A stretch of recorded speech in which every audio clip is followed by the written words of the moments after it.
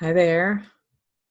So welcome to this week's Illuminating Insights for April 22nd through the 28th. Hopefully you've had an amazing Easter or Passover. I know it's still in process. Ostera, full moon, pink blue moon, whatever you celebrated. Hope it's expanding your awareness. We are in this time where reality is kind of expanding, getting holes into it so we can actually create the kind of reality we desire. But of course, we have to focus and intend and then do the things that we are focused on, like we have to take those steps. So I prepared the Illuminating Journey Cards. Here they are, what I created. You can find out more about me and the cards at jendishen.com.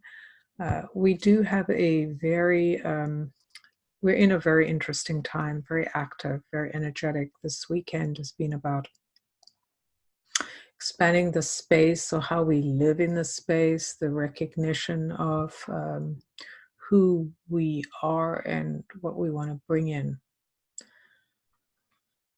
what we want to realize. So that's very exciting. And I know there's a lot of movement going on that is impacting us, as well as external movement, which is impacting us. Pluto goes retrograde on the 24th. Saturn goes retrograde, I believe, on the 28th or 29th. So those planets are slowing down. They are social, economic planets. They impact the kind of monetary systems, the societal norms. So they go retrograde, of course, every year. But this is a very interesting, intense year, as we have had for many years. Every year we get better at this, right? So the slowdown internalizes what's going on, like our relationship with life and death. Easter, or whatever focus it is, Passover, Ostera, is about death and the renewal of life, right? The fertility, the growth. It's the recognition that death brings life. And that can be a really tough thing to accept. Anyway, I prepared the cards, so let's see what they have to say about all this, what we need to know for this week. So the first card that's coming up is this card, the Soul Portal number 3. And I think it's pretty interesting that this card is coming up because the number 3 is about joy. It's about expanding into joy. It is also, this card speaks to creativity, to kind of illuminating that energy of creativity within you, within your mind, within your heart, within your, through your expression, to be flamed up or woken up to this idea of what creation means to you and how you can optimize it so that you actually feel a sense of joy. So it's I get this sense of exuberance and waking up and kind of seeing the light, right? In that sense, and kind of moving the needle on how we approach. And I love how this in this card it's this person, if you want to call it person, kind of rising up to this energy where the light is, to be informed by or inspired by this energy coming in. It feels very powerful. It also feels, she has her arms down. It's kind of this energy of surrendering to what needs to come in, what needs to find a new home inside of us, a new place. 3 is the key number of the year. It's a universal 12 year, so 1 + 2 is 3. And so we're being reminded that through our inspiration, through our creativity, through our activation of joy, we actually get to see our world in a different way. Because in order to change our reality, we have to change how we're thinking about our reality. What are we doing in response to what's happening around us? Are we doing this what we normally do, which is, nothing ever changes, or I don't have any power, so nobody listens to me. You know, we're the ones that have to listen to ourselves. We're the ones that have to decide that we have the potential to change things and to act as if our voices matter, you know, kind of take charge in a sense, be our own leaders. I was somewhere this weekend, actually, a goddess revival weekend. It was pretty cool. And one of the speakers, I don't remember the moment right now, I can't remember the name, but she was saying how leadership is just an act of doing something different, I think. You know, so it's innovation, right? Leadership is, that's my interpretation. Leadership is innovation. It allows us to release these agreements we've made with others, the obligation to society, and go, okay, that stuff has to just kind of, you know, go compost so that I can birth this idea. I can swim up into the light. I can receive the kind of message that is for me, so I can, you know, begin to understand and feel the energy. And in this card, there is this unicorn there. I don't know if you can see, but it's, even the unicorn is kind of in the light, right? It's this idea, this yellow, warm light that speaks to our solar plexus, the idea of who we are or how we empower ourselves to do things differently. So card number 2 is a 6. Well, that's pretty interesting. We have the 3, and then we have the soul portal 6, and both 3 and 6 are emotional numbers. They're about love. I always see the 3 as the number of self-love is through creativity.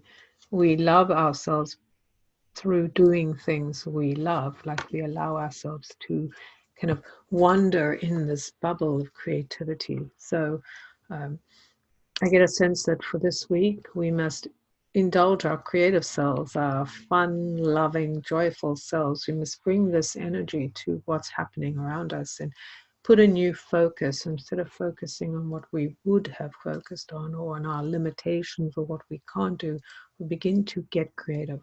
What is possible? I don't know. Let me explore this. Let me play with this. Let me just let this light come in and these ideas and let them sink into me and see what comes up.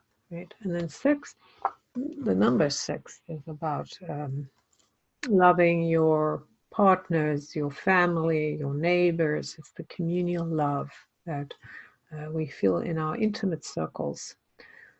So that's another experience of love that is very powerful and necessary. So it's our connection to others.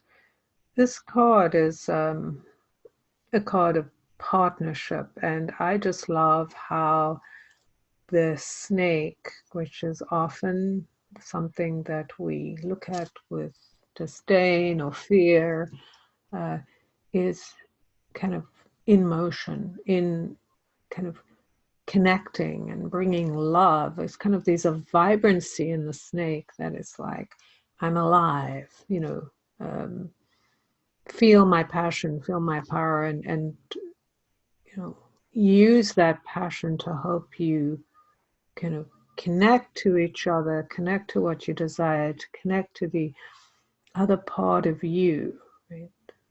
Because these dual characters, male and female, one has the sun, one has the moon, they're connecting. You know, there's the waters, there's the roses.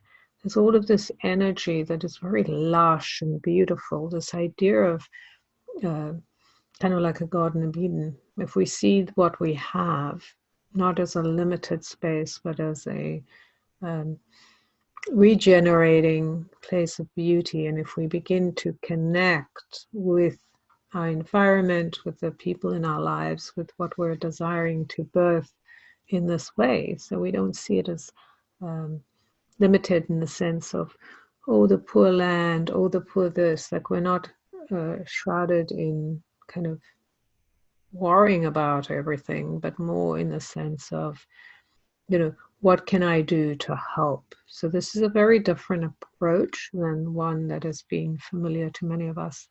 Instead of saying, I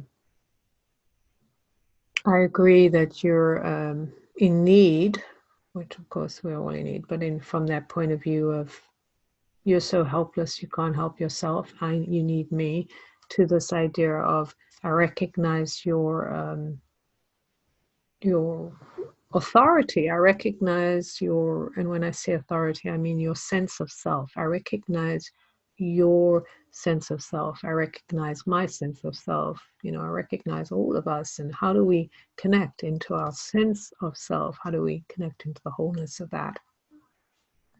Remembering about the snake bringing us alive, this energy of being in potency, in creative motion, in love, in a sense, the vibrancy of love and joy that brings us alive, that allows us to play with life in a whole new way, just kind of opening ourselves up and say, what is possible?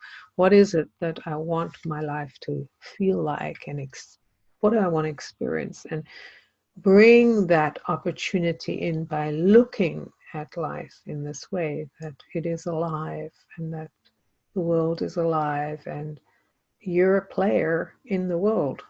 That sounds weird to say the word player, but I mean you're a contributor.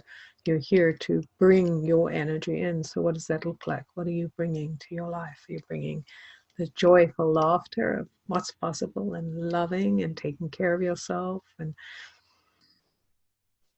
letting people say what they need, letting people speak, listening, slowing down, listening to your body, just listening to the earth, just sinking into what there is so you can hear all these different strains, all these different voices, and see what comes up that is meant to be kind of what you need to respond to, right? And the first thing you want to respond to is what you need within to make yourself whole.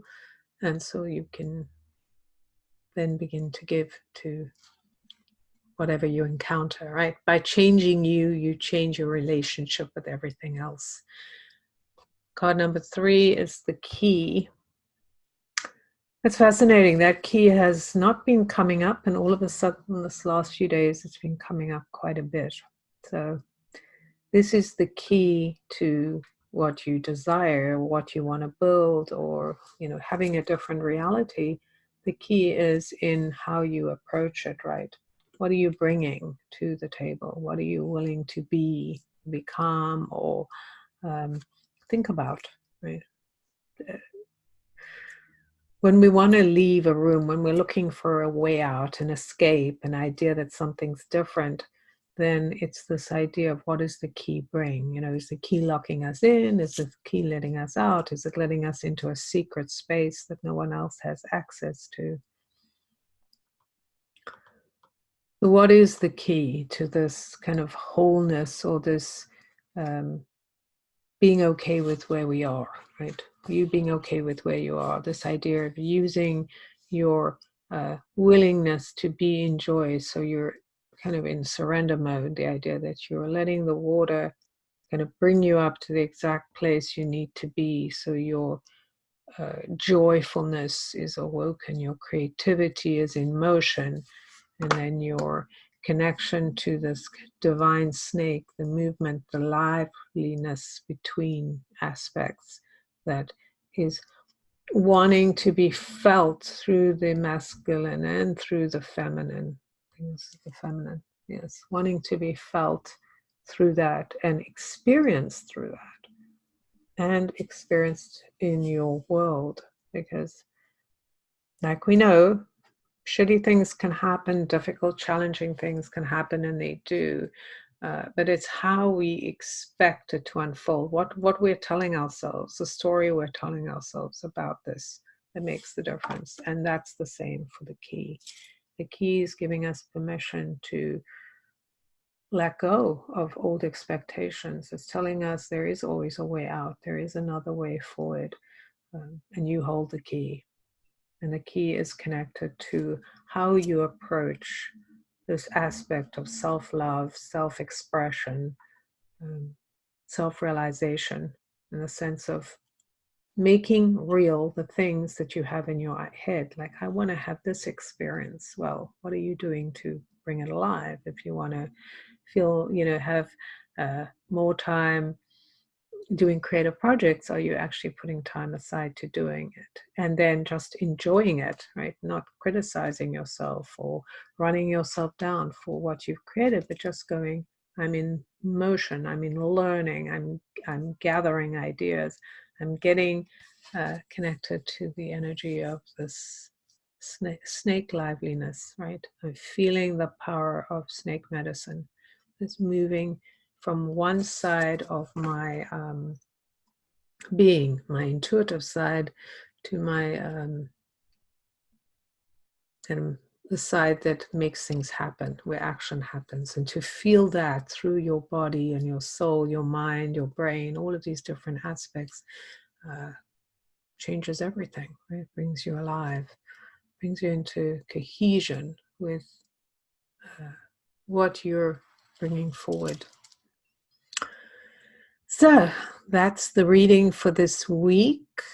Let me know how it lands. If there's something you saw that I didn't see, I'd love it if you share with me. If you enjoy the videos, like and subscribe to my channel. And if you have a question, let me know what it is and I'll answer it in a video. And like I mentioned before, if you want to get hold of me or get the cards, jenduchenne.com. I'll put the links below if you're interested in knowing more about me, working with the cards. I have workshops, different options for people, whatever level you're at. If you're somebody who feels connected to the woo-woo kind of weirdo aspect of, stepping into yourself, into this idea of being you, being fully you, regardless of how foolish or ridiculous it might look to someone else. I think it's good to know there are many of us that are recognizing it's better to be weird alone than stilted in company. So, and that's what this is all about, trusting your intuition, trusting your joy, trusting your expression. Just knowing this time we're in is part of that. It's taking us into a whole new stream of experience. And it's joyful, even if we don't know what it looks like. We can't tell how it's going to be or what people are going to think about us. So, wishing you an amazing week. Remember to focus on allowing yourself to be in that space of openness to your own intuition, your own creativity, so you come up with solutions that connect you to the way you want life to be for you. It's in your experience, connecting to that energy of the snake that lives between two parts of you and life. It's this liveliness that is so rich and yummy, knowing that you hold the key. Till next week.